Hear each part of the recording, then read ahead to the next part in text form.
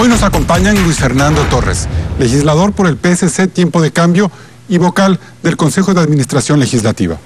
Mariana Yepes, jurista y ex fiscal general del Estado. También nos acompañan Ramiro Aguilar, jurista y ex asambleísta nacional. Y Farid Simón, decano del Colegio de Jurisprudencia de la Universidad San Francisco de Quito. Gracias por acompañarnos un nuevo domingo a Políticamente Correcto. Hoy queremos analizar los distintos escenarios que complican el elemento más sensible de la reforma institucional que vive el país. Claudia, ¿a qué nos referimos? El Consejo de Participación Ciudadana Transitorio que lidera Julio César Trujillo se propuso reestructurar la justicia. Por eso, luego de destituir a los vocales de la Judicatura presididos por Gustavo Yalc, nombró a unos vocales temporales, integrados por Marcelo Merlo, Aquiles Rigail, Zobeida Aragundi, Juan Pablo Albán y Angélica Porras.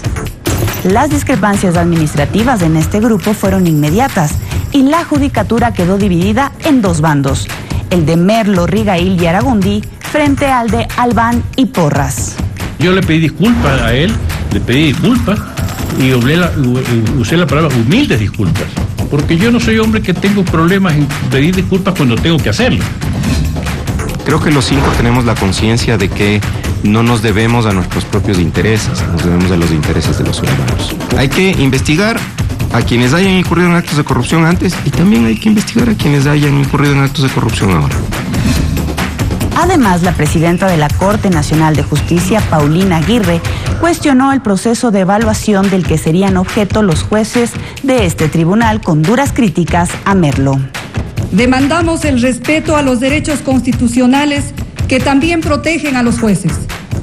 De existir actos de corrupción, insistimos una vez más, se los transparente, se los juzgue y sancione en un debido proceso. Evaluación que aún no se ha iniciado.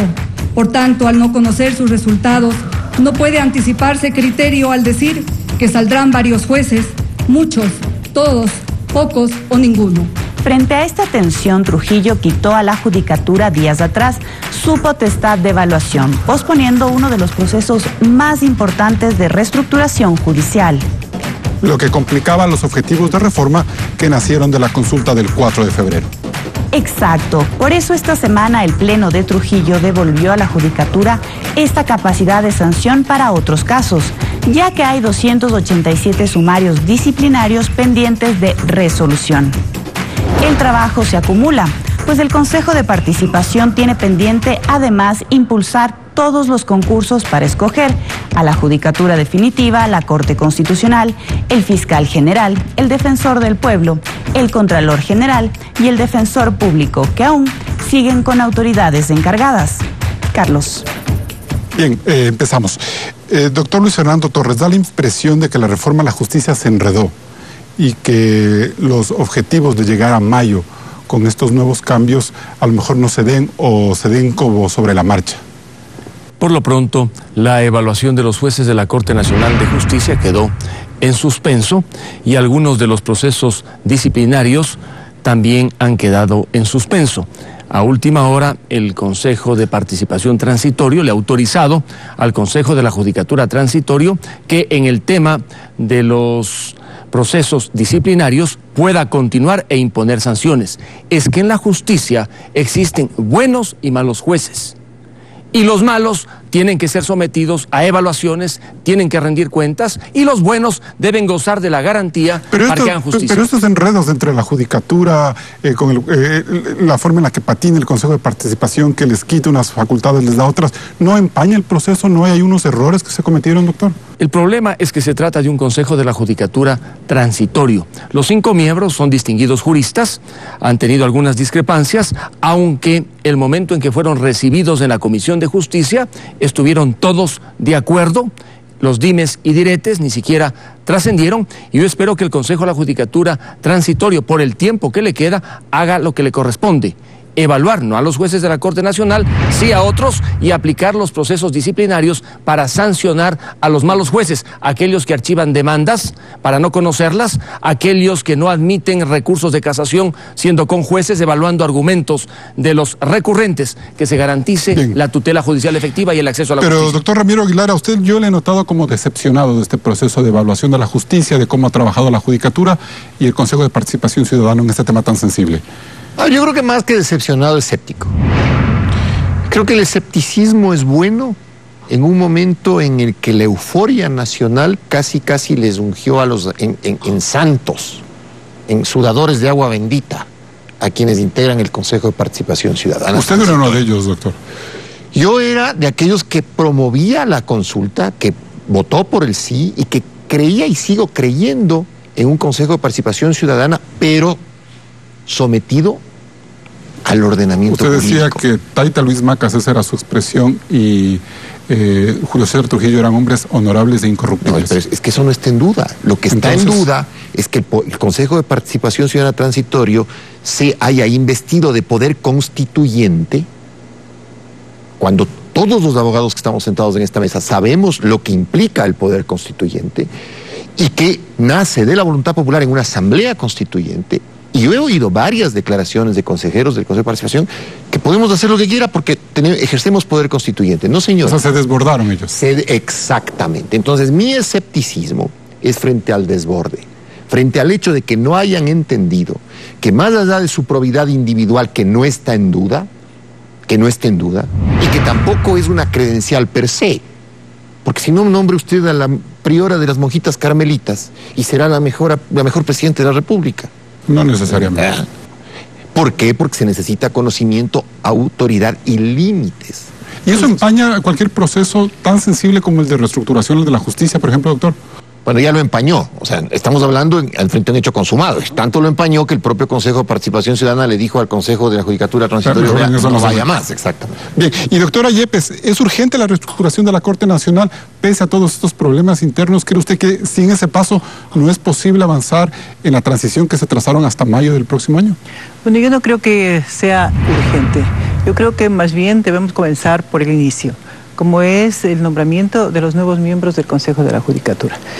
El Consejo de la Judicatura es pues un órgano disciplinario administrativo de la función judicial y está encargado de la parte de control precisamente disciplinario.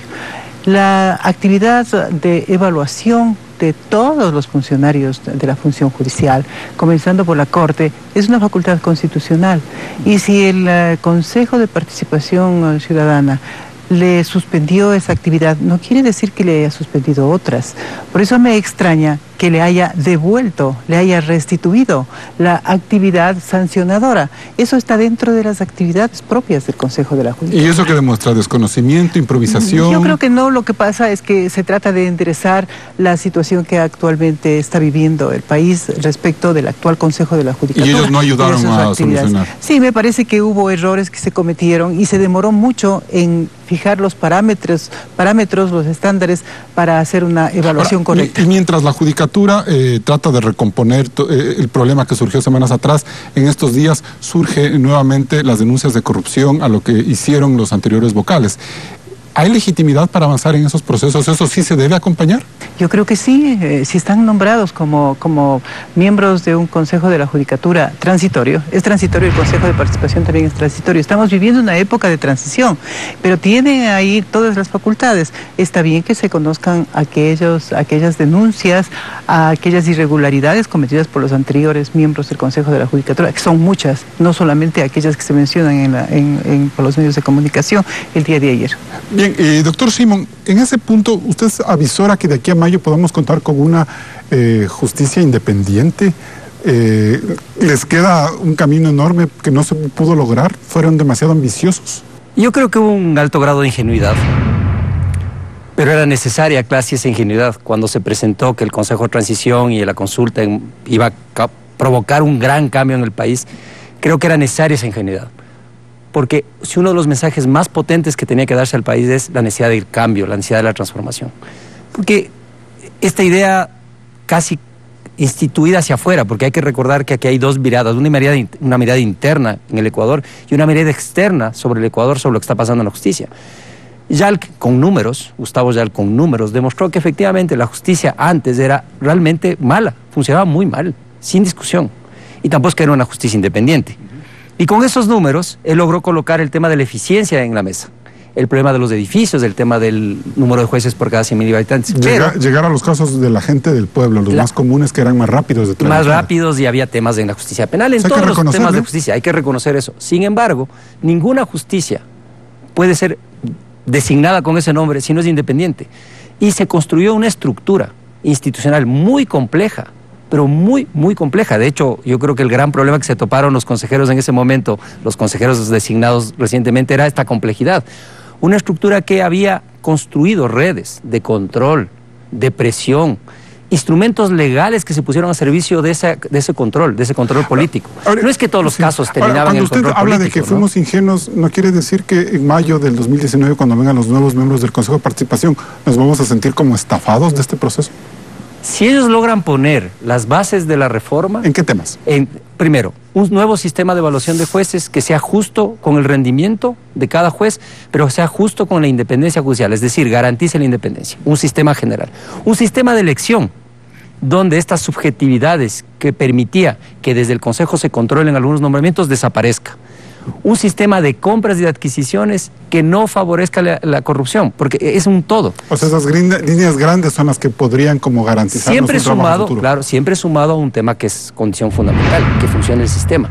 Porque si una cosa estamos viviendo ahora, y aquí hay un abogado que practica permanentemente en materia penal, si una de las cosas que estamos viviendo ahora es una regresión en algunos temas, porque ante la sensación de no control, hay algunas prácticas que están volviendo. Ahora, no podemos cristianos, dice. Yo creo que los cristianos tienen una historia en el país sobre la justicia que nadie les puede quitar de encima. El primer acto burdo de control en el regreso a la democracia fue el rodeado de tanques de Febres Cordero a la Corte. Y eso nadie va a negar. Y una repartición que había en la Corte, en un momento de la Corte Suprema de Justicia, entre socialcristianos y otros, donde claramente había una presencia política. Había muchos dueños de la justicia, no había uno solo. El problema en el periodo de los 10 años que había un dueño. Y ahora hay que buscar cómo superar esa situación. Pero si queremos superar la situación haciendo más de lo mismo, en mayo estaríamos otra vez discutiendo aquí qué hacer. ¿Usted cree que hay una regresión en algunos procesos que se miran como que, y mucha gente dice, al estar mero en la judicatura es porque los socialcristianos se tomaron la justicia otra vez? Bueno, a Farid mejor le queda ser decano que político, porque las apreciaciones que ha hecho son de un político. En todo caso, a uno de los padres de la separación de poderes, el francés Montesquieu, se lo enterró en el país sin duelo ni velorio. Recordemos lo que sucedió el 30S. Época que inicialmente aplaudió Farid. El 30S procesaron y sancionaron a inocentes. ¿Qué se ha hecho frente a esos fiscales y jueces? Luis Fernando, nunca aplaudí el correísmo. Ah, eso está bien. Nunca. Vale la aclaración. Yo quiero aclarar, sí, vale. Creo que estamos confundidos de Simón. Yo tengo un hermano que trabajó en el gobierno, que fue cercano a Alianza País. Yo, desde el primer día, escribí, y tengo además mis columnas, 10 años de columnas criticando la acumulación de poder. Vale la aclaración, Está doctor. bien, entonces esa aclaración sirve porque la acumulación de poder llevó, por ejemplo, a que el 30S se procese y se castigue, se sancione a inocentes. Allí uno puede ver a dónde condujo la acumulación de poder. La gran pregunta es la siguiente: ¿y qué ha pasado con esos fiscales y jueces que se prestaron para hacer reverencia al poder de turno? Y con esa pregunta nos vamos a un siguiente corte comercial. Siguen Políticamente Correcto. El expresidente Rafael Correa enfrenta a la justicia. ¿En qué casos? Se lo contamos luego del corte, aquí en Políticamente Correcto. Esa mujer, esa bandida, lo que está es enamorada de ti. Abigail, de lunes a viernes, 3 de la tarde. Cada domingo. Muy buenas noches, bienvenidos a Televistazo Dominical. Un acercamiento real a las noticias que están sucediendo el fin de semana en Ecuador y el mundo. Manténgase informado con la credibilidad de Televistazo Dominical a las 10 de la noche por Ecuavisa. Colgate Triple Acción, extra blancura, extra sonrisas para toda la familia. Dientes fuertes, aliento fresco y dientes más blancos. Porque contiene micropartículas pulidoras que funcionan desde el primer cepillado. Encuéntrala en todas las tiendas y supermercados del país. Aunque mis desayunos en familia son rápidos, siempre tengo tiempo para darles del Valle Néctar Nutridefensas, con pulpa de fruta y vitaminas que les ayuda a mantener sus defensas. Como mamá, siempre quiero cuidar a mi hijo, incluso cuando no estoy con él.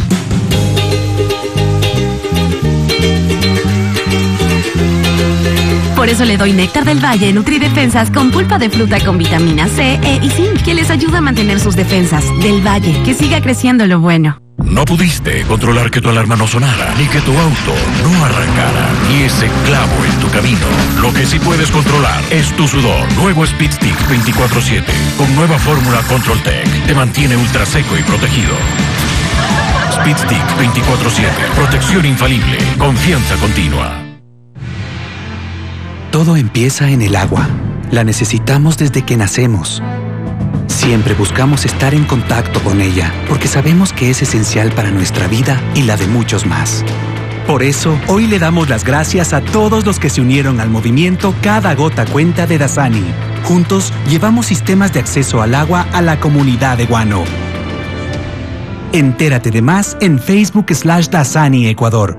Dasani, cada gota cuenta. Con la nueva red nacional de fibra óptica del Grupo TV Cable, tu velocidad de internet y entretenimiento nunca se detiene. Si aún no tienes el doble pack o triple pack de Grupo TV Cable, contrata hoy internet más televisión o triple pack y te damos 3 meses gratis de internet más 1 mes gratis de televisión. Contáctanos ahora al 600-0101. Grupo TV Cable, más para tu vida. Entrevistas, videoclip, portadas de revista. Desde el miércoles 3 de octubre, María Fernanda Ríos será Sharon, la hechicera. 5 años después. Mientras la justicia sigue en transición, existen 3 casos en los que se ha vinculado al expresidente Rafael Correa y cuyo tratamiento son un reto para demostrar la independencia judicial. Veamos. Caso Balda. Es el primer caso en que la Fiscalía pide que el expresidente Rafael Correa sea llamado a juicio por supuesto intento de secuestro de Fernando Balda y también por asociación ilícita. Pablo Romero, exdirector de la CENAID, y los oficiales Raúl Chicaiza y Diana Falcón también irán a juicio. Durante el gobierno de Correa, Balda se convirtió en su opositor y huyó a Colombia, donde vivió 2 intentos de secuestro en el año 2012. 3 meses después fue deportado y cumplió una condena de 3 años por atentar contra la seguridad del Estado. Un policía que participó en el operativo colaboró con la justicia para resolver este caso. El fiscal general Paul Pérez Reina calificó a este delito como un crimen de Estado. Caso Odebrecht. La Fiscalía abrió una investigación previa por delincuencia organizada contra el expresidente Correa, el exvicepresidente Jorge Glass, Alexis Mera, exsecretario jurídico de la Presidencia, el expresidente de la Asamblea José Serrano y la empresa brasileña Odebrecht. En este caso, Glass ya cumple una pena de 6 años de prisión por asociación ilícita. Su tío Ricardo Rivera, el excontralor Carlos Polit y el exministro de Electricidad Alexei Mosquera también fueron sentenciados por los sobornos de la constructora brasileña en Ecuador. Caso 30S. La rebelión policial del 30 de septiembre del 2010 sigue sin resolverse. Las investigaciones por la muerte del oficial del GIR Froilán Jiménez se reactivaron, luego de que su familia y abogados insistieran en que el caso dejó cabos sueltos. Se realizó la reconstrucción de los hechos y el fiscal Fabián Salazar dijo que fue una ejecución extrajudicial, pidiendo que se vincule a Rafael Correa y su ministro de Defensa, Javier Ponce, por haber dado la orden del rescate.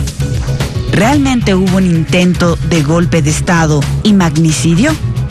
Bien, Farid Simón, ¿podemos pensar nosotros que la justicia ecuatoriana está lista para llevar estos casos en derecho en pleno proceso de transición? Son casos muy complejos.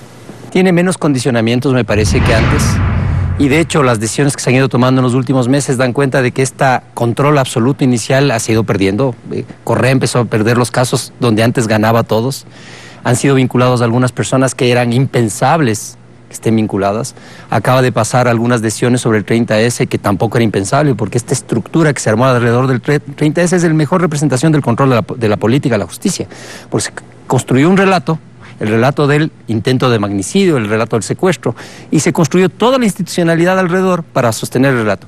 Pero el problema es que muchos de ellos son los mismos, Carlos, son los mismos, las mismas, no han cambiado, algunos han cambiado, pero la estructura general del sistema está ahí, intacta. Entonces no hay una preparación. Hay algunos que pueden llevar adelante las cosas, pero todavía hay tensiones internas. Por eso, era un poco ingenuo, como dije hace un rato, que pensar que el Ecuador en unos pocos meses iba a dar el salto. Esa vuelta de 180 grados que colocaba en otra situación. Pero fatalmente coincide este momento con la ebullición de estos casos. Entonces, cuando uno ve que la justicia tiene que administrar caso de Brecht, caso Balda, caso 30S y un montón de casos que vienen desde la Contraloría, la deuda pública, el manejo de las cuentas electorales, los medios públicos. Entonces, ¿qué podemos decir? ¿Esta avalancha está lista, la nueva justicia, en este proceso de transición? Es que decir que hay una nueva justicia no es cierto. Hay algunos funcionarios reemplazados por otros, o sea, hay algunos funcionarios nuevos que reemplazaron a los claramente cercanos al poder, pero la estructura del sistema no ha cambiado. Básicamente los jueces son los mismos, los fiscales mayoritariamente son los mismos. Y eso tiene que hacer el nuevo consejo. Eso tendría que ser el nuevo consejo. Ahora, no significa, porque siempre es un poco injusto uno cuando hace esa declaración general. Hay jueces independientes, hay fiscales independientes, hay personas honestas en el sistema. El problema son estas redes que ya denunció, porque hay que recordar todo lo que hemos venido viendo las últimas semanas, las discusiones, ¿no? Las redes internas que fueron denunciadas por Juan Pablo Albán, que fueron denunciadas por Angélica Porras. Lo que dice básicamente es, cierto que el Consejo fue removido, el Consejo de la Judicatura, pero las redes que estaban montadas siguen ahí. Perfecto. Doctora Yepes, ¿y cómo despejar la tesis que maneja ya el correísmo? De que todos estos procesos que se acumulan y de que hay unos cambios incluso de cúpulas, más no de funcionarios, están abonando a la idea de una persecución política. Bueno, es parte de la defensa que él está ejerciendo, ¿no? Él lo ejerce de esa manera, con ese criterio, y revierte lo que él hacía en su momento. Él perseguía políticamente a la mayoría de personas que no estaban de acuerdo con su criterio, con sus opiniones, con su quehacer, y se valió de la justicia. No olvidemos que la parte álgida, la parte difícil de la administración de justicia es la justicia penal. Y no solamente en este gobierno. Este gobierno dio una demostración de un abuso de poder extraordinario, pero siempre la justicia penal ha sido utilizada para abusar de los enemigos y para favorecer a los amigos. Cuando tenemos un presidente del Consejo Transitorio de Participación como Trujillo, que habló de que eran una caterva de pillos los de la Judicatura, cuando tenemos una defensora del pueblo que llega y abre unos espacios de disculpas públicas por las violaciones a los derechos humanos, tenemos una Corte Nacional de Justicia que está abriendo unas mesas especiales para analizar esos delitos políticos. ¿Se puede pensar que hay un afán persecutorio o de ajuste de cuentas con el correísmo o no? No, yo personalmente no creo. Me parece que están actuando como debían haber actuado siempre los jueces. Ellos me parece que estaban atemorizados. Yo debo poner especial mención a los fiscales, porque los fiscales son los que inician los procesos. Y acordémonos del tema 30S que aquí ya acaba de mencionar el doctor Farid Simón. ¿Quiénes son los que iniciaron? Fiscales. Entonces hay unos 3, 4 o 5 fiscales que fueron las estrellas en la persecución en esta materia. Y ellos continúan. Bien. Y ellos continúan en las funciones. Yo no creo que deban hacerlo, y aparte el Consejo de la Judicatura en su momento, cuando vaya a evaluar no solamente a la Corte Nacional, sino también a los fiscales, y también a los jueces, y también a los tribunales de garantías penales, y también a las Cortes Provinciales. No sé si ese sea un parámetro, porque es muy delicado. Estaremos ingresando al quehacer jurisdiccional, lo cual es delicado también, ¿no? Doctor Aguilar, ¿cómo marcar esa diferencia entre perseguir y hacer justicia? Las pruebas. La diferencia son las pruebas. Si usted comienza a emitir desde la Contraloría informes con indicios de responsabilidad penal, con hojas volantes. ¿Y eso ha ocurrido? Pero por supuesto, y además ha complicado las herramientas financieras del gobierno actual. Tema de certificados de tesorería, tema de preventas petroleras. Endeudamientos. Si usted comienza a presentar denuncias como barajas como barajas. Si usted quiere presentar inicios de investigaciones previas, igual, sin ningún control, sí, se va a llenar de noticias. Es decir, el fiscal a cargo del tema va a salir en los periódicos todos los días. Más aún cuando tenemos un excontralor que está condenado por haber tapado todo, pues. Está prófugo, ¿no? No llegó a estar condenado. Y ahí es donde yo quiero hacer un hincapié especial. No se trata solamente de denunciar, porque el Ecuador está lleno de denunciólogos, sean fiscales, sean contralores, sean opinadores, denunciólogos a millones. ¿Cuántos de esos juicios terminan? ¿Cuántas condenas efectivas hay? Y sobre todo, se ha repatriado $1 millón, uno solo, de la enorme cantidad de plata que se robaron. Que yo sepa, solo lo que los panameños le capturaron a alguien de Petroecuador y por ahí algún lío que hay de divorcio en los Estados Unidos. ¿Se sigue politizando la justicia, pues? ¿O se le sigue viendo desde una lógica política? Mire, Carlos, objetivamente, la persona que gana la presidencia de la República en el Ecuador debe estar clara siempre en una cosa: no está seguro de terminar su periodo, pero sí debe estar seguro de que después de concluido su periodo va a tener un juicio penal. Todos, sin excepción, los expresidentes de la República han tenido juicios penales. Todos, sin excepción. ¿Y estamos listos para enfrentar esta andanada de juicios? Porque hay un revanchismo brutal. Entonces, ¿cuál es la diferencia? ¿A dónde quiero llegar? ¿Cuál es la diferencia entre el revanchismo y la justicia? La sólida, objetiva y fuerte prueba. Bien. Doctor Torres, ¿cómo lograr que esa justicia no termine empañada por la política? Con cambios legales. Está por aprobarse en la Asamblea Nacional una profunda reforma al Código Orgánico General de Procesos para que los ciudadanos no pierdan los casos como perdían en la justicia contencioso administrativo tributaria. Pero por otro lado, el gobierno utilizó políticamente el veto total a la ley anticorrupción para mandar uno nuevo y estar a tono con las críticas que empezaron a hacer.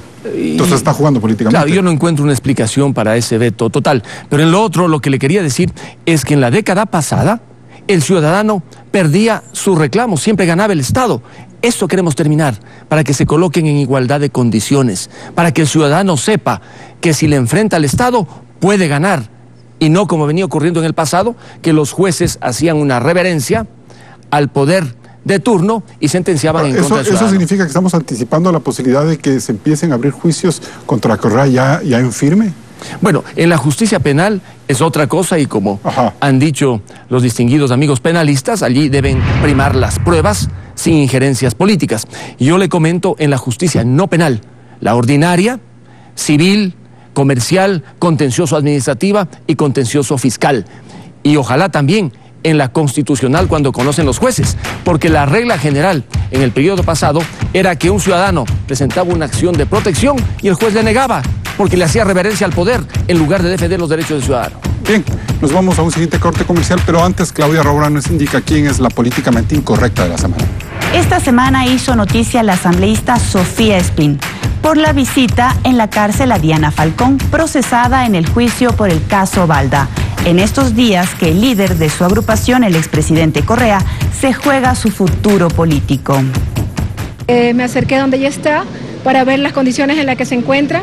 Realmente nosotros estamos preocupados porque el abogado que tiene la señora Falcón en realidad no la defiende, solamente está interesado en llegar a un acuerdo para vincular al presidente Correa. Entonces conversamos con ella.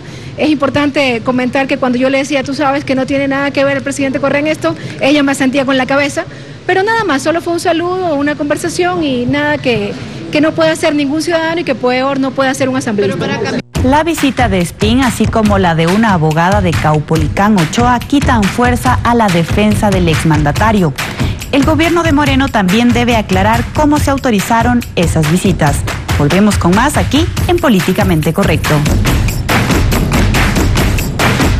Más enérgica. La cara dura que tienes, tan dura. Pero también más sensibles. Luchando contra todo, nos inspira y además nos ubica. Caso Cerrado, nueva temporada. El lado humano de la justicia. Historias de gente acusada, solo por llamarse igual que otro. Fui a sacar ese permiso de salida del país y me encontré con la novedad que había una orden de detención con una persona con mi mismo nombre. ¿Por qué hay personas inocentes marcadas por el sistema judicial? La legislación en materia penal procesal habla de identificar los datos del procesado y del acusado. Homónimos. Visión 360. La ausencia de Hilda trajo consecuencias. Ustedes dos estaban juntos. Sí, estamos juntos, pero aquí no pasa nada. Inimaginables.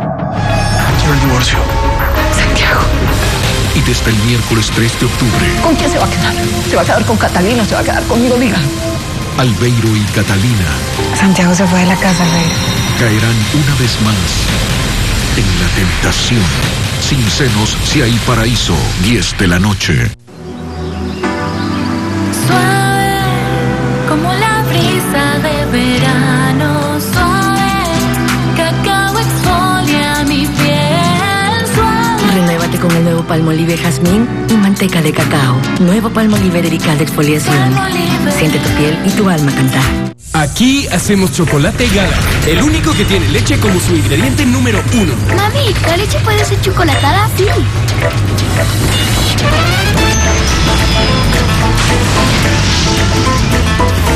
Ahora, además de Galact Blanco, te traemos el nuevo Galact Choco Galleta. Una deliciosa barra de chocolate con trocitos de galleta y con leche como el ingrediente número 1. Tú lo soñaste, nosotros lo hicimos realidad.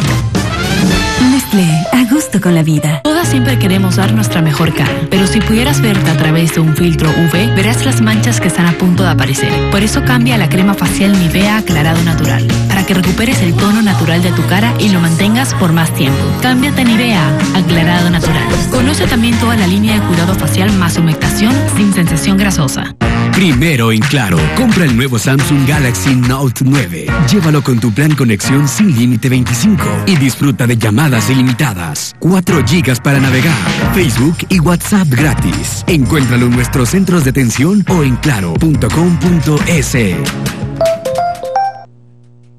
Antes de medidas drásticas, dale otra oportunidad a tu piel. Descubre Extracto Divino con cáliz de uvilla, que ofrece 10 beneficios comprobados en rostro y cuello para lucir como de 40 a los 55 sin riesgos.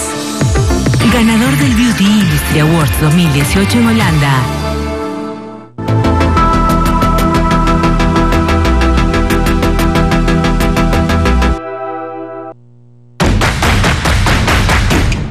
Seguimos en Políticamente Correcto. Doctora Mariana Yepes, retomando un poco las ideas del bloque anterior, ¿usted cree que Rafael Correa es este momento la prueba de fuego para la justicia? Creo que sí, pero también otros exfuncionarios. Estamos ahora frente a, yo creo que un caso completamente complicado es el de 30S. Y ahí ¿Ya? también no solamente son subalternos, sino altos jefes militares. Eso desde luego que recae, como ya lo manifestó el excomandante, quién era el máximo jefe que ordenó la última agresión. Perdón, para acotar, o sea, ¿a usted le preocupa más la complejidad del caso 30S que, por ejemplo, el desenlace que puede tener en estos días el caso Balda, por ejemplo? Bueno, es que el caso Balda ya prácticamente ha desenlazado, ¿no? Existe la acusación del fiscal y esa está de acuerdo con la acusación particular también, y todos los hechos están suficientemente claros. Así el fiscal tenía, exactamente, montaje, por más que lo diga que es montaje, no es montaje, porque existen pruebas escritas, existen elementos de convicción escritos, todavía no son pruebas. Después de la resolución que dicte la jueza en estos días, porque me parece que para hoy precisamente había convocado para la lectura del auto. Entonces, ¿qué sucedería? Sucedería que pasa a una de las salas de la Corte ya para que se inicie la etapa de juicio. Y hoy no tenemos recursos, simplemente pasa a la etapa de juicio. Evaluados, ¿no? Que se someterían a evaluación. Bueno, pero depende, porque depende de los tiempos, porque Irán ya pasará a la sala. Ahora, como ya los jueces, no solamente en la Corte, sino a nivel general, ya no tienen esa presión y ese control que existía, porque no olvidemos que el Consejo de la Judicatura ejercía también una influencia muy grande y tenía personas encargadas de estar presentes en las audiencias de los tribunales. Volvamos al tema del 30S. Usted dice que es importante este caso porque no solo se magnifica todo alrededor de Correa, sino de funcionarios fiscales, militares, etcétera. Exactamente, yo creo que existe una serie de personas involucradas y además es un hecho que se configuró precisamente para sostenerle en el poder, para darle un poco de espacio para perdurarse en el poder. Farid Simón, en materia de derechos humanos, ¿cómo la justicia puede enfrentar un caso tan grave como el del 30S, por ejemplo? A ver, yo creo que más allá de los casos individuales donde ha habido mucha injusticia con muchas de esas personas, hay la idea de repensar esa historia de manera objetiva. Se construyó una historia, la historia dice que hubo un secuestro, la historia dice que hubo un intento de magnicidio, la historia dice que hubo un intento de golpe. Y se armó de tal manera las cosas que hubo una comisión del 30S que sacó un informe increíble, porque realmente era fantasioso. Totalmente dirigido y que se acompañó de sentencias judiciales que querían ratificar esa historia fantasiosa. Totalmente fantasiosa. Sin embargo, hay que recordar que sí existieron faltas. Tal vez no hubo secuestro, intento de magnicidio e intento de golpe, pero efectivamente hubo una acción ilegal de algunos militares y policías, hubo actuaciones que violaban la ley de algunos de ellos. Entonces, lo que hay que volver es a contar la historia y creo que necesitamos un baño de verdad. Y ahí Correa es una pieza fundamental. Correa es una pieza fundamental además por varios temas. La primera es que el mito de Correa, de la persecución política del sistema de justicia está ahí. Y hay un 30% de seguidores de Correa que no importa lo que vean, no importa lo que lean, no importa lo que se les diga, van a creer que Correa es una víctima y con esta estrategia que tienen, porque hay una estrategia clarísima. De los correístas. De los correístas y de Correa, que es construir la idea del lawfare, que es lo mismo que pasa en Argentina, lo mismo que se dice en Brasil, incluso en Nicaragua y en Venezuela, que es decir, que son víctimas de la persecución jurídica por sus ideas progresistas. Esa estrategia solamente puede ser desmontada si el sistema de justicia es independiente y podemos determinar con claridad responsabilidades a partir de las pruebas. ¿Y en qué momento vamos a constatar que es independiente? ¿Le juzgan, por ejemplo, a Correa o le ponen este juicio en el caso del caso Balda? Entonces van a decir, no, pues hay una persecución a Correa. Bueno, en el caso Balda hay una particularidad, fíjese, en Colombia está condenados gente que participó en el secuestro. Hay gente que ha declarado su participación en ese proceso.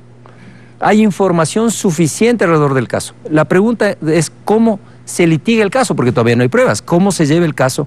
Si es capaz el fiscal de presentar esas pruebas de manera correcta para desvirtuar la idea de que es un proceso político. Ahora viene una cuestión. Hace un rato se hizo una pregunta sobre el rol de Trujillo y el rol de la defensora del pueblo, Gina Benavides. Ellos no tienen decisión sobre el sistema. Es más, al haber aplazado la evaluación de los jueces, el principal elemento que tenía la defensa de Correa política, esta idea política de que hay una persecución, se desmontó, porque no están en este momento sujetos a la evaluación, que en caso contrario, si era verdad, iban a mantener el discurso de que jueces sometidos en una evaluación, bajo una evaluación, estaban juzgando a Correa. Yo digo, el sistema de justicia no ha cambiado en lo esencial, porque puede decir, es el fiscal, sí, es el fiscal, es otro, pero los demás son los mismos.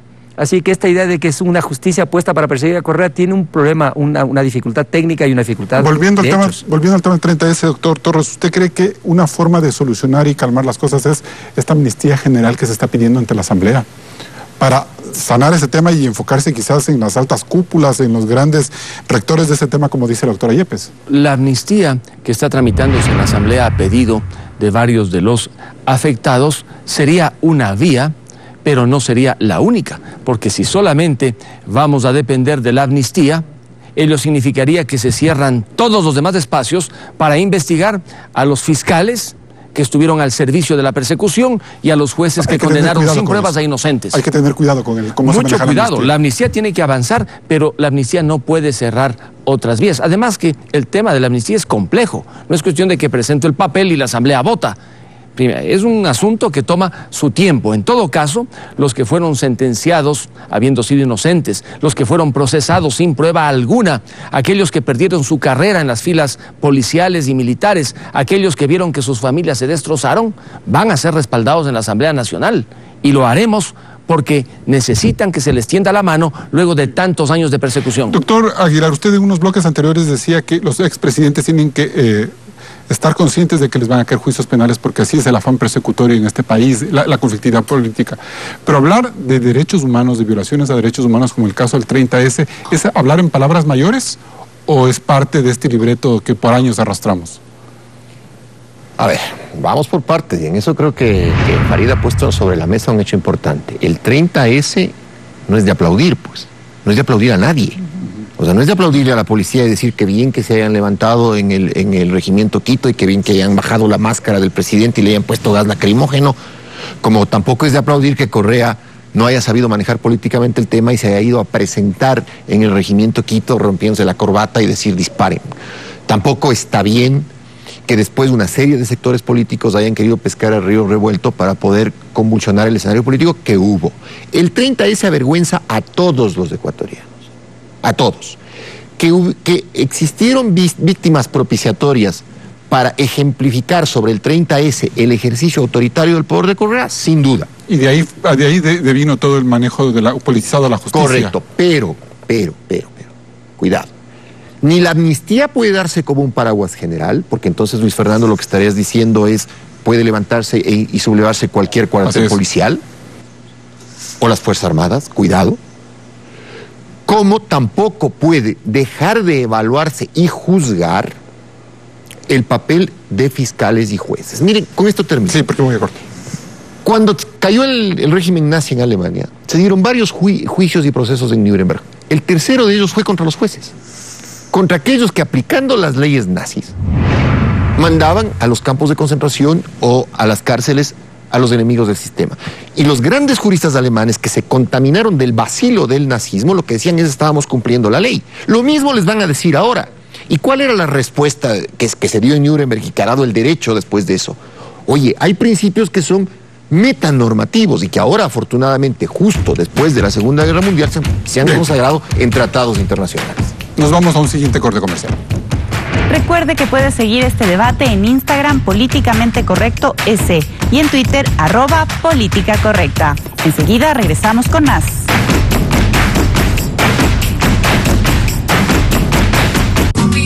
Dicen que la felicidad Cásate conmigo, Eva. dura muy poco cuando la mentira Daniel es el hombre que atropelló a tu padre. aparece. Eva Luna, 5 de la tarde.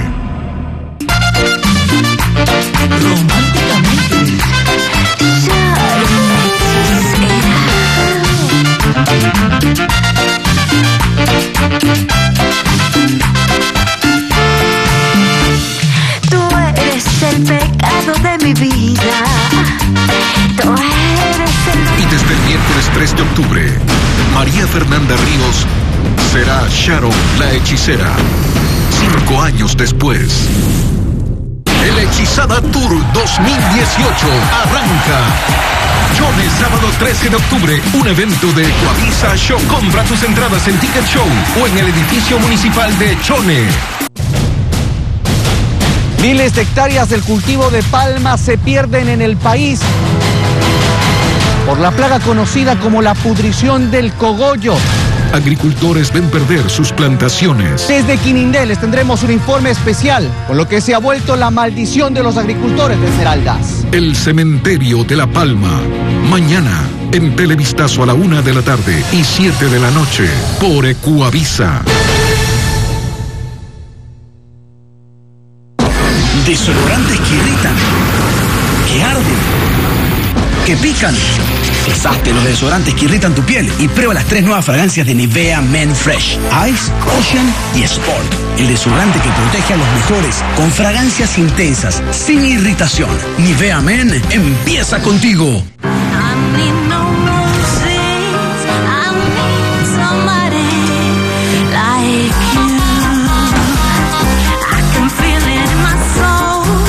Nuevo Magnum Triple Chocolate.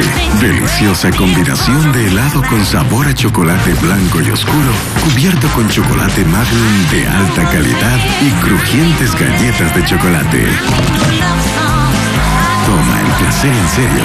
Magnum. ¿Buscas placer? Bisolbón es antitos, antidisgustos, antimolestias, antiinterrupciones, antiirritación y antiflema para combatir la tos y todos sus síntomas. Elige Bisolbón. 1, 2, 3, libre de tos. Buenas, lléveme a un hotel bueno, bonito y barato, por favor. ¿Al primero o al segundo? Oiga, mi don, ¿y no se le acaban las megas cada que hace eso? Suave, ñañito. Con el paquete prepago de $5 de Claro, tengo 1 giga por 15 días. ¿Dónde y cuando quiera? Porque tengo la mejor cobertura. ¿Y tú qué eres? El muy guau del prepago. Más que guau, soy prepago. ¡Sí! Con el paquete prepago de $5 de Claro, tienes 1 giga para navegar por 15 días, 100 minutos para todas las operadoras, más WhatsApp gratis. ¡Prepago! ¡Sí! Juega con energía y estarás con los mejores. Por eso Ricacao te trae en sus empaques las tarjetas coleccionables de los jugadores del Fútbol Club Barcelona. Si encuentras la premiada, podrás viajar a vivir una experiencia única en el Camp Nou. En equipo soy más. Ricacao Energy. Más energía para dar lo mejor. La ausencia de Hilda trajo consecuencias inimaginables. ¿Con quién se va a quedar? ¿Se va a quedar con Catalina o se va a quedar conmigo? Diga. Y desde el miércoles, Albeiro y Catalina caerán una vez más en la tentación. 10 de la noche. La Procuraduría del Estado busca contrarrestar el fallo de un tribunal arbitral radicado en La Haya contra el Estado por el caso Chevron Texaco. Hay miles de millones de dólares en juego, en el que la justicia debe proceder con eficiencia y seriedad. Claudia. La revista Vistazo tiene un análisis completo sobre la cara turbia del juicio del siglo. Dicho tribunal arbitral argumentó que la sentencia dictada en el 2011 por un juez de Sucumbíos, ordenando a la petrolera pagar una indemnización de $9.500 millones por los daños ambientales que ocasionó Texaco entre 1965 y 1990, fue producto de un fraude procesal. El caso se complica porque esta sentencia fue ratificada por todas las instancias judiciales del Ecuador, incluyendo la Corte Constitucional.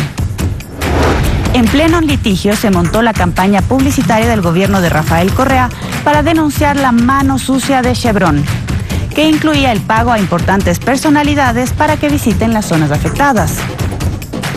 Hay cuestionamientos por la forma en la que se financió la ofensiva, que habría costado al Ecuador unos $6,4 millones, y sus resultados fueron contraproducentes, pues la petrolera adujo que estuvo en indefensión en Ecuador.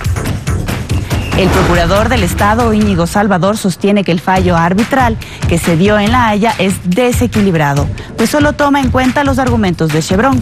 No se descarta plantear una acción de anulación. ¿La justicia ecuatoriana estará en capacidad de hacer frente a este laudo? Carlos. Doctor Aguilar, ¿y estará la justicia ecuatoriana en capacidad de hacerle frente a ese laudo? Es que este laudo está fuera de la justicia ecuatoriana. Pero el procurador tiene que tener una arremetida, pues. De acuerdo. El procurador es el abogado del Estado. El Estado está litigando fuera ante el Tribunal Arbitral de La Haya. Entonces, donde hay que encontrar una solución es frente al Tribunal Arbitral de La Haya. Y ojo, lo que se está discutiendo ahí no es si la Texaco contaminó, si Chevron contaminó, si hubo mano negra en el Correa. No. Ahí se está discutiendo si la justicia ecuatoriana fue independiente, autónoma y transparente. Y eso es lo que el procurador tiene que entender. Que la queja, eso de salir espantado en las ruedas de prensa y decir, chuta, perdimos el juicio de la Chevron, eso está bien para el ciudadano común y corriente. El procurador, que es el abogado del Estado, tiene que revestirse de serenidad y plantearle al presidente de la República y al país una vía de solución. Y usted lo que plantea es una negociación directa con Chevron. Exactamente. Ya no con el tribunal. Mire, al tribunal le queda una siguiente instancia, que es fijar el monto de la indemnización. ¿Sí? Que será unos 3 años más o menos, no sé. Y la forma de pago. Y solo le hago notar que en este momento, en la caja fiscal, en el Ecuador tenemos $2.400 millones. En la caja fiscal. Es decir, ya es gravísimo. Entonces, no puede anteponerse la necedad versus un hecho evidente, que es haber perdido el juicio. Que la responsabilidad sea de García o de quien sea, no importa. El Ecuador lo perdió. Y en vez de pensar que el mundo nos odia, lo que hay que hacer es promover una actitud del procurador seria, objetiva, profesional, de que se siente... A eso me refería yo en el aparato de justicia. Él, como parte del aparato de justicia, tiene que dar una respuesta estatal frente al tema. No es parte del aparato de justicia, es el abogado del Estado. Él representa los intereses y los derechos del Estado aquí o fuera. Y aquí no es el problema. Entonces, no es el enfoque correcto. Es decir, la justicia ecuatoriana va a tener respuesta. No, la justicia ecuatoriana incluso agotó todas las vías, incluida la vía de la Pero de una forma muy cuestionable, ¿no? Porque al seguir apoyando el fallo del juez de Sucumbíos, generó un problema grave al Estado. Tan cuestionable que es lo que nos está costando en La Haya. Pero ahorita tenemos que resolver el problema en La Haya. Bien, doctor Torres, y la excusa de la repetición para las personas que permitieron que esto suceda suena como a consuelo, porque hasta ahora en otros casos no se ha cobrado un centavo. ¿Qué le queda al país en materia de laudos arbitrales? Según el Tribunal de La Haya, la sentencia de Sucumbíos debería estar en el hit parade del embuste judicial. La crítica se dirige a la sentencia de Sucumbíos, por la forma como se redactó y cómo se construyó. Y por eso el procurador en cierta forma cuestiona que sean tan maximistas en La Haya por el hecho de que hay un solo foco de aparente corrupción, que sería el del juez, pero el resto de la justicia no. Es gravísimo lo que allá aparece, pero claro, luego esa sentencia fue conocida en casación y luego la Corte Constitucional también la conoció. ¿Cuál es el gran problema? Que el Tribunal de La Haya finalmente lo que dice es que el Ecuador no debe ejecutar la sentencia de Sucumbíos. ¿Puede el Ecuador no ejecutar la sentencia de Sucumbíos teniendo de por medio el laudo? Primera interrogante. La segunda, el tema económico. Todavía no sabemos a cuánto ascenderá la indemnización. Cuando se conozca el valor de la indemnización y se pague, se pueden iniciar los procesos de repetición. ¿Y el Estado ecuatoriano puede tratar de ver de qué manera se amenora la cifra o algo así o no? No, la sentencia viene como viene. Fijada, no hay forma. Luego lo que puede hacer el Ecuador es un plan de pagos. Ya ocurrió con la Occidental. El Ecuador tuvo que desembolsar cerca de $1.000 millones en un año. Si la sentencia en Ecuador fue por 9.000 millones, más o menos usted tiene un cálculo de cómo será. No quiere prevaricar. No quisiera hacerlo, pero será por supuesto un monto significativo para las finanzas públicas. Lo que sí debo aclararle nuevamente es que la repetición solamente opera con la legislación vigente cuando se ha pagado, no antes del pago. Por eso vienen a hacer fuegos pirotécnicos. Los anuncios que se hacen, vamos a la repetición, si no se sabe el monto y tampoco se ha pagado. Farid Simón, este caso de Chevron es otra prueba de que la justicia jugó al populismo y a la manipulación política con carísimos resultados. La justicia ecuatoriana tiene una historia de dependencia, de control político y de corrupción, que no empezó con Correa, que empezó antes, que Correa usó esa situación para cooptar la justicia. Y Correa, en el caso Texaco, es el mejor ejemplo de lo que puede pasar. Hizo un discurso desde el inicio que permitió la interferencia, o abiertamente había una presión hacia los jueces. Hay que recordar que viene de antes, ¿no es cierto? Este caso no es un caso, de mucho tiempo, es un caso que viene construyéndose muchos años. Y la información que había sobre lo que se llevaba en Lago Agrio y la manera en que se llevaba, daba cuenta de que había un uso, como en otros casos, porque no es el caso Chevron, es la justicia en el Ecuador, la justicia sujeta a presiones. Lo que hizo Correa cuando acusó a los anteriores de que controlaban políticamente y que había que reformar la justicia es dar la razón que la justicia estaba tomada por intereses. Cuando Correa se tomó la justicia y tomó las decisiones que tomó y armó un consejo de la judicatura de transición, el primer consejo, el temporal, después armó un consejo a su imagen y semejanza porque era su consejo, armado a partir de YALC, era su consejo. ¿Qué mensaje estaba dando? La justicia tiene un control político.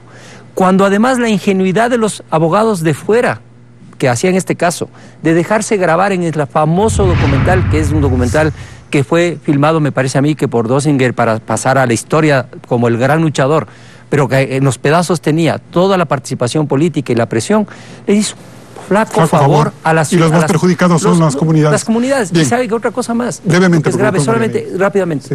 Las comunidades, pero la sensación general de justicia. Y de derrota. De derrota. Eso me parece que es lo más grave. Mariana Yepes, ¿qué lecciones debemos de sacar frente a este tema? Bueno, yo considero que es realmente una tragedia para el país, porque tiene incidencia en la corrupción de la justicia. Es gravísimo, ¿no? Y también es una tragedia para los habitantes del sector, porque veo que después de un largo caminar que han tenido, muy difícil que les paguen las... En materia comercial también, porque ahora lo que están diciendo es que el problema son los tratados bilaterales, que por esas razones tenemos que llegar a este tipo de momentos. Bueno, pero el Ecuador ha aceptado, ¿no? Ha aceptado y es parte de su soberanía. Ha aceptado los tratados internacionales y ha aceptado también los tribunales internacionales. En este tema yo quisiera añadir a todo lo que han dicho los otros profesionales, en el sentido de que el procurador tiene algún recurso que plantear. Los laudos arbitrales son objeto de un recurso de anulación y también puede ser una aclaración. Entonces después de eso vendrá la negociación si es que se quiere negociar. Pero ¿negociar con quién? ¿Negociar con quién? Eso. ¿Es legítimo? Después de eso. Yo creo que sí, porque todo laudo arbitral puede estar sujeto a la acción de nulidad. Lo que me parece va a demorar un poco, ¿no? Porque es un tribunal internacional. Desde luego que el procurador debe contratar un equipo de abogados en el país donde está funcionando este tribunal. Pero la negociación es ¿para qué? Para pagarles a los habitantes del sector que han sufrido los daños, no es, sino para pagar los daños ocasionados a la empresa Chevron. Y eso es lo grave. Eso es lo más grave. Nos vamos a un corte comercial y volvemos en la etapa de conclusiones. El miércoles 3 de octubre, nuevamente las duras de la noche, más emocionantes que nunca. Desde el miércoles 3 de octubre, la señora Acero tendrá un solo objetivo. Recuerden que la prioridad es Nicolás, ¿eh? Lo necesito vivito y coleando. Destruir al enemigo. Donde más le duele. ¿Dónde anda Tiburón 2? Señora Acero 4, 11 de la noche. La recompensa es el apretón de manos que nos regala aquel que trabaja bajo el fuerte sol. La encontramos en el abrazo sincero de un niño. La encontramos en la madre que cuida de nosotros. La encontramos en la herencia más grande que nos regaló nuestra tierra. El agua potable es una realidad para el Cantón Pedro Moncayo. Juntos lo logramos. Alcaldía de Pedro Moncayo. Primero la gente. Te presentamos Mansa y Nada, con agua mineralizada y un toque de jugo de manzana. A disfrutar y nada. Ahora también en presentación de 1.35 litros a solo 85 centavos. Disfruta más y nada. Buenas, lléveme a un hotel bueno, bonito y barato, por favor. ¿Al primero o al segundo? Oiga, mi don, ¿y no se le acaban las megas cada que hace eso? Suave, ñañito. Con el paquete prepago de $5 de Claro, tengo 1 giga por 15 días. ¿Dónde y cuando quiera? Porque tengo la mejor cobertura. ¿Y tú qué eres? El muy guau del prepago. Más que guau, soy prepago. ¡Sí! Con el paquete prepago de $5 de Claro, tienes 1 giga para navegar por 15 días, 100 minutos para todas las operadoras, más WhatsApp gratis. ¡Prepago! ¡Sí!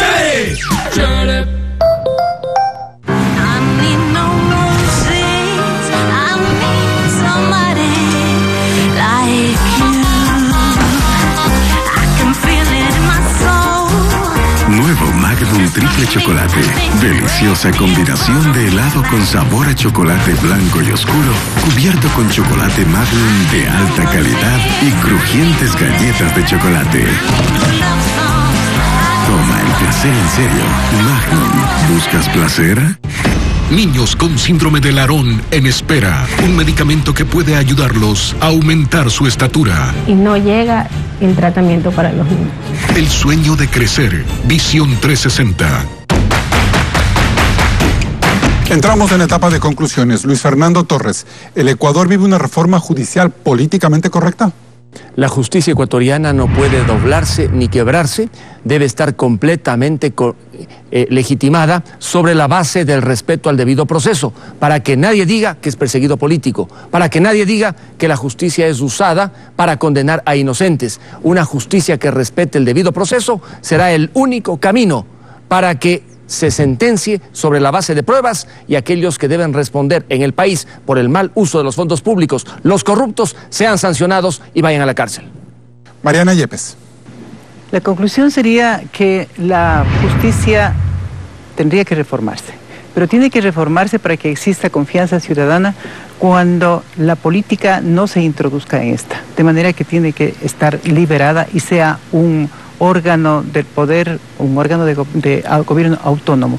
Además, el Consejo de la Judicatura debe entender que solamente es un órgano administrativo que no tiene nada que hacer con lo jurisdiccional y que el máximo órgano de la Administración de Justicia es la Corte Nacional. Y además, yo creo, como conclusión de esto, es que debería reformarse la Constitución y la ley, el Código Orgánico de la Función Judicial también, en el sentido de que la Fiscalía debe ser un órgano independiente y no un órgano controlado por el Consejo de la Judicatura. Ramiro Aguilar, ¿qué es lo políticamente correcto?